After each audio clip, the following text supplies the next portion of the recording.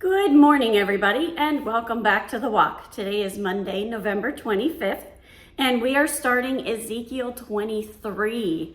By next week, we will be halfway through Ezekiel, and we started this adventure in July. So it's going to take probably all the way through till July until we are finished. So we are on Ezekiel 23, and there was an interesting note from the ESV Fire Study Bible for verses 1 to 14, which said, the parable of two sisters, Israel and Judah, is comparable to the parable in chapter 16. While the passage was about the seduction of Canaanite religion, this stressed the political alliances that excluded God from their national life.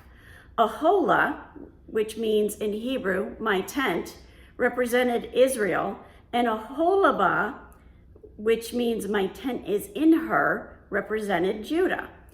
And Ezekiel 23, 22 to 35 contain four messages of judgment directed at Judah, and verses 36 to 42 make up a list of crimes similar to the list in 22, 1 to 12. So what we have here is Aholah is being represented as Israel, and Aholibah is being represented as Judah. Okay, so now that we have that in our mind and we have that in our mindset, what does Aholah and Aholibah mean? So I started to dig into this because, yeah, the Fire Study Bible gave me a nugget of information, but all it did was pique my interest a little bit more. So I wanted to know more about this. So Aholah does mean her own tent, and Aholibah means my tent is in her. Well, I know from doing Bible studies about the tent that the tent is not a bad thing, but clearly in this passage, Aholah and Aholibah are being compared to a whore, a prostitute. So I was trying to figure all this out. Why would they have names that are flattering?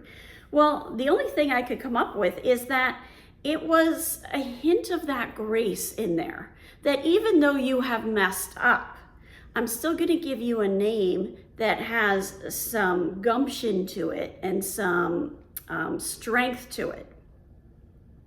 So as we continue with this, we've got to remember that grace is always still there, but yet God is not going to allow sin. So that brings us to verse 1. The word of the Lord came to me, Son of man. There were two women, the daughters of one mother.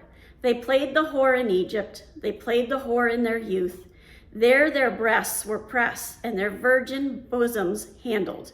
Aholah was the name of the elder, and Aholibah the name of the sister. They became mine, and they bore sons and daughters. As for their names, Aholah is Samaria and Aholibah is Jerusalem. Right away, you might be thinking, well, wait a minute, you just said Aholah represented Israel and Aholibah represented Judah.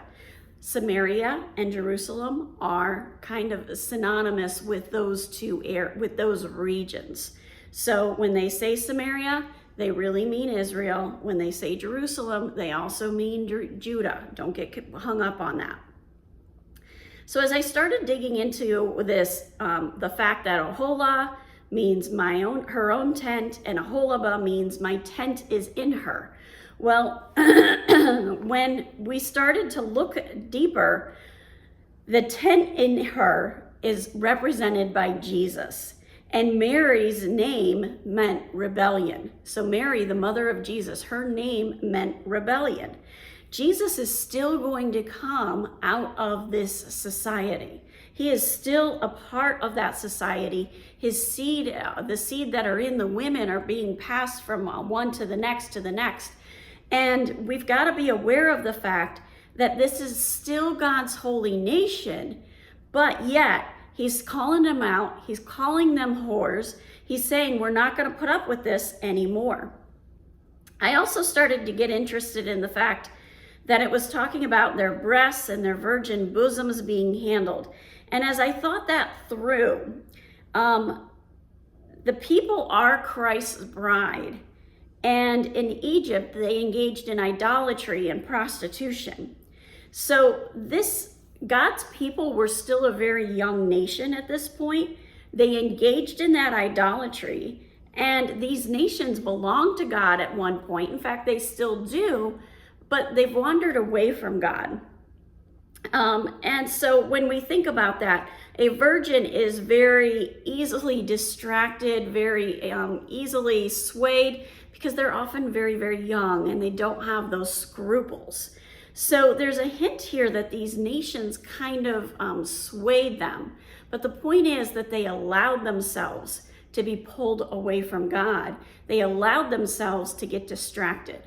This whole chapter is about remaining faithful to what we know to be true about God, remaining faithful to our commitment to God, and not allowing those distractions.